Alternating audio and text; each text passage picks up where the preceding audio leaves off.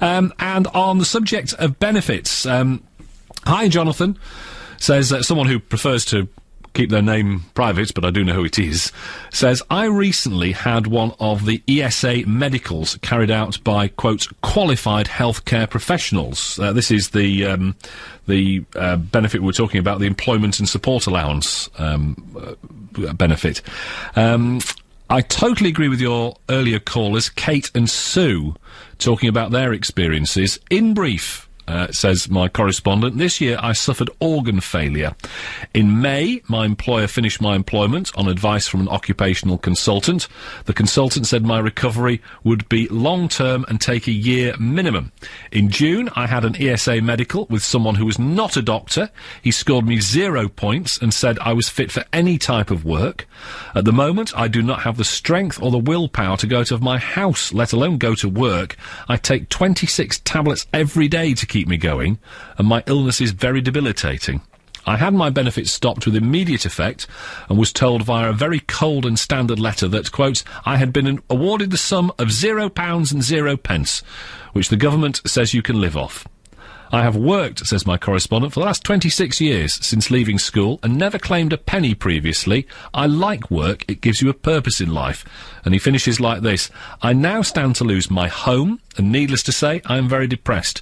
Putting people through this and completely ignoring doctors' and consultants' reports is so wrong. I fear that people will even consider suicide when the government forces them into this situation, adding to the stress they already have with their illness. I fear this is just another government plan to axe what little benefit is available to the genuine. Why doesn't Mr. Cameron trust the doctors and consultants rather than wasting lots of money on third-party advice? Thank you very much indeed for your thoughts. So many opinions today on this business of changing the rules and regulations about incapacity benefit and ESA, which is another variant on that. But thank you very much indeed for that. And thank you to Jim as well. Jim, who was on earlier, talking about contaminated blood products. He said, just wanted to drop you an email and say thank you for covering the very important issue of contaminated blood on your show today.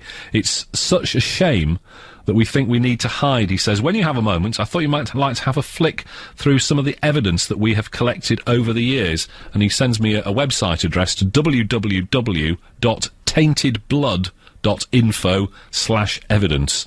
So if you're interested in what was being said earlier on in the programme about this whole business, I nearly said scandal, but that would be a bit judgmental coming from me, wouldn't it? But this whole business about contaminated blood products and the people like Richard, who was my guest on the programme earlier on, and the others who've called today, if you want to find out more, go and have a look at the website created by Jim and his fellow sufferers. www.taintedblood.info is where you'll find out more information there. The BBC for North Yorkshire. BBC Radio York.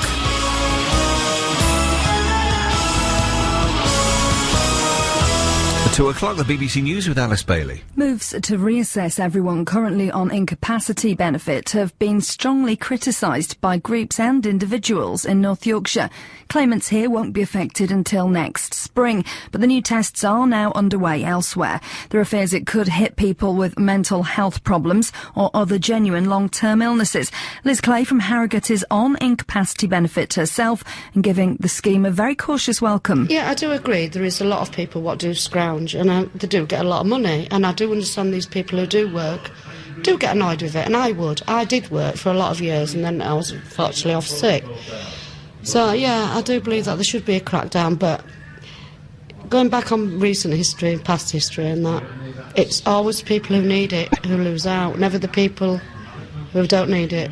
A North Yorkshire man who got HIV from contaminated blood products has told BBC Radio York he thinks he was a guinea pig. Richard Warwick was infected while being treated for haemophilia as a child back in the 70s. Those affected were given payments of between £20,000 and £60,000 in the early 90s, as it was thought they wouldn't survive for more than 2 years. He's now campaigning for more help, and there's a meeting in the Commons this week about the so-called contaminated blood disaster.